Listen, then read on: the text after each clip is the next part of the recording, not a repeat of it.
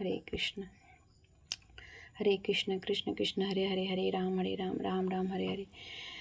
त्वत्वीर्य गायन महामृत मग्न चित्तः। भगवान के विजयी कार्यकलापों तथा लीलाओं का मात्र महिमा गायन। वीर शब्द का अर्थ है अत्यंत वीरतापूर्ण। श्रीमद् भागवत के पढ़ने से हमें समझ में आता है कि कृष्ण के कार्यकलाप, उनका यश, उनके पार्षद तथा उनसे संबंधित हर वस्तु वीरतापूर्ण है।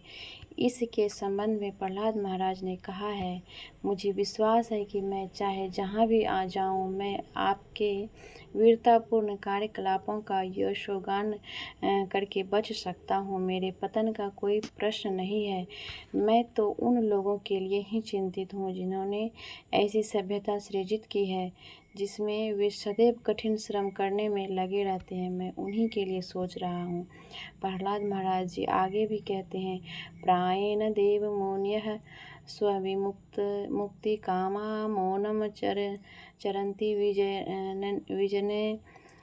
विजने न प्रार्थनिष्ठः नेतान विहाय कृपणान विमुक्ष एको। माफ करें, संस्कृत पढ़ने में थोड़ा कठिनता हो रही है। नान्यम त्वतस्य शरणं भ्रमतो अनुपश्येय। ही भगवान, ऐसे अनेक संत पुरुष तथा मुनि हैं जो अपने खुद की मुक्ति में विशेष रुचि रखते हैं। वे हिमालय पर्वत जैसे निर्जन स्थानों में रहते हैं, किसी से बोलते नहीं तथा सामान्य शहरी लोगों से मिलने जुलने से डरते हैं, क्योंकि उससे और उद्विग्न होने का तो या तो पतित हो जाने का भय रहता है। वे सोचते हैं उससे अच्छा तो यही है कि मैं स्वयं को बचा लूँ। मुझे इस बात का खेद है कि ये बड़े बड़े संत पुरुष शहरों में नहीं आते, जहाँ लोगों ने निरंतर कठोर श्रम पर आधारित सभ्यता का निर्माण कर रखा है। ऐसे साधु अत्यधिक दयालु नहीं हैं, लेकिन मैं उन पतित लोगों के लिए विशेष रूप से चिंतित हूँ जो केवल इंद्रिय तृप्ति के लिए व्यर्थ ही इतना कठिन परिश्रम कर रहे हैं।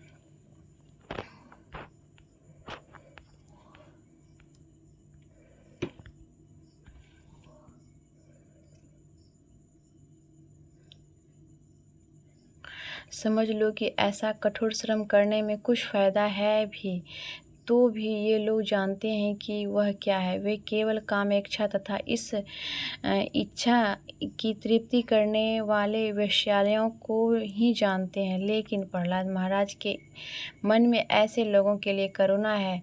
नेतान विहाय कृपणान विमुमुक्ष एको। हे भगवान, मुझे अकेले को मोक्ष नहीं चाहिए।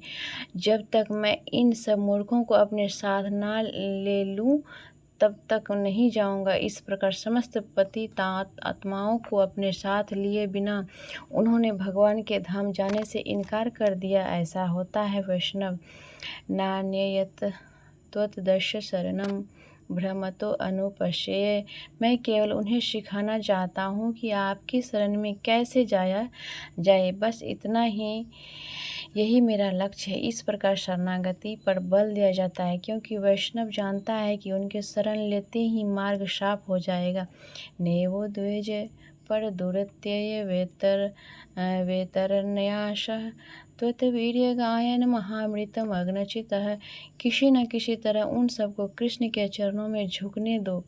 यह अत्यंत सरल विधि है। मनुष्य को बस इतना ही करना है कि श्रद्धापूर्वक कृष्ण के समक्ष विनीत हो जाए और कहे, हे भगवान कृष्ण, मैं बहुत दीर्घ काल से, इतने जन्मों से आपको भुला रहा, अब मुझे आपके बारे में चेतना आई है, कृपया मुझे स्वीकार करें। बस इतना काफ़ी। यदि कोई केवल इस विधि को ही सीख ले और निष्ठापूर्वक भगवान की शरण ग्रहण कर ले तो उसका मार्ग तुरंत खुल जाता है। असली वैष्णव का यही ध्येय होता है। वैष्णव सदैव सोचता रहता है कि पतित बद्ध जीवों को किस तरह उबारा जाए, और ऐसा करने के लिए वह सदैव योजनाएं बनाने में व्यस्त रहता है। भगवान चैतन्य महाप्रभु के प्रमुख शिष्य गोस्वामीगण ऐसे ही वैष्णव थे, जिनका वर्णन श्रीनिवास आचार्य ने इस प्रकार किया है। नाना शास्त्र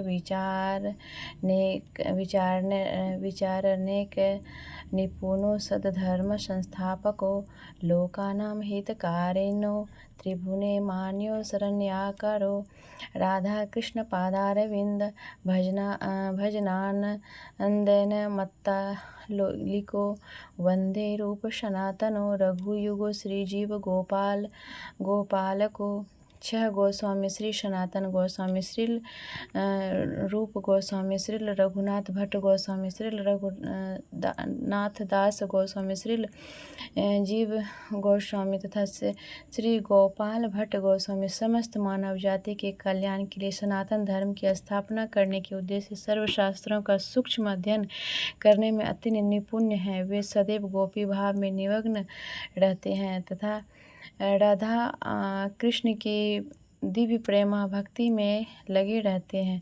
ऐसे ही वैष्णव करुणा से परीक्षित महाराज ने सुखदेव गोस्वामी से कहा, अभी आपने विभिन्न प्रकार के नारद के जीवन का वर्णन किया है। अब मुझे बताएं कि जो लोग कष्ट भोग रहे हैं उनका उद्धार किस तरह किया जाए, कृपया इसे मुझे समझाएं। अधुनेह महाभागा यथेव नरकान नरः नानोग्रह यातनान न्याततन में। इधर नर शब्द मनुष्यों का या जिनका पतन हुआ है उनका सूचक है। नरकान नरः नानो ग्रह यातनान न्याततन में उन्हें उनके घोर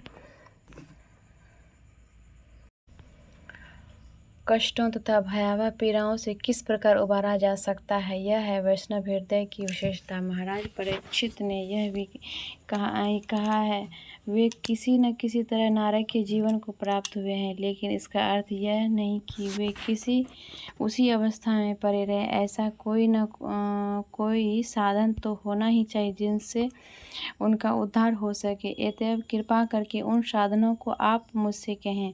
सुखदेव गोस्वामी ने उत्तर दिया, न चेदिह वाप चिंते यथा हंस कृतस्य क्रियान मनयोभ उक्ति पानी भी ध्रुवः स वे प्रत्य नरकानुपैति ये कीर्तिता में भवतस्ते मया यातना है। हाँ, मैं कठिन तथा पीड़ामय जीवन की लाक्षणिक नारकीय दशाओं को अपने ही बता चुका हूँ। बात यह है कि मनुष्य को ऐसे जीवन का प्रतिकार करना चाहिए।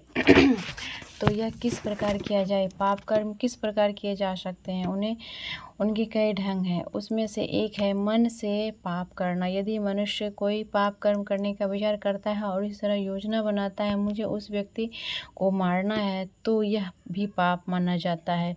जब मन सोचता है कि अनुभव करता है तथा इच्छा करता है तो वहाँ कर्म होता है। संयुक्त राज्य अमेरिका के कुछ भागों में यदि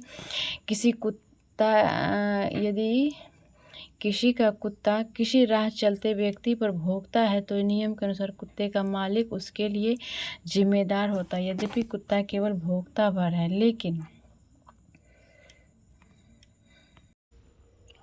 मालिक उसके लिए जिम्मेदार ठहराया जाता है। इसके लिए कुत्ता जिम्मेदार नहीं होता क्योंकि वह पशु है, किंतु चूंकि इस पशु के मालिक ने उसे अपना सर्वोत्तम मित्र बना रखा है, अतएव नियम के अनुसार वही जिम्मेदार है। इसी तरह जैसे कुत्ते का भौंकना अवैध माना जाता है, उसी तरह अपमानजनक वाणी भी पापपूर्ण मानी जा सकती है, क्योंकि यह भी भौंकने जैसा है। आशय यह है कि पाप कर्म कई तरह से किए जा सकते हैं। कोई उनके विषय में सोच सकता है और कोई पापपूर्ण बोल सकता है या कोई वास्तव में पाप कर सकता है। प्रत्येक दशा में ये पापपूर्ण कृत्य माने जाते हैं। ध्रुवम स वे प्रत्यय नरकान उपेति। ऐसे कर्मों के लिए मनुष्य को दंड भोगना पड़ता है। हरे कृष्ण कृष्ण कृष्ण हरे हरे, हरे राम राम राम हरे हरे। शेष अगले वीडियो में हम पढ़ेंगे, श्रवण करेंगे। हरे कृष्ण कृष्ण कृष्ण हरे हरे, हरे राम राम।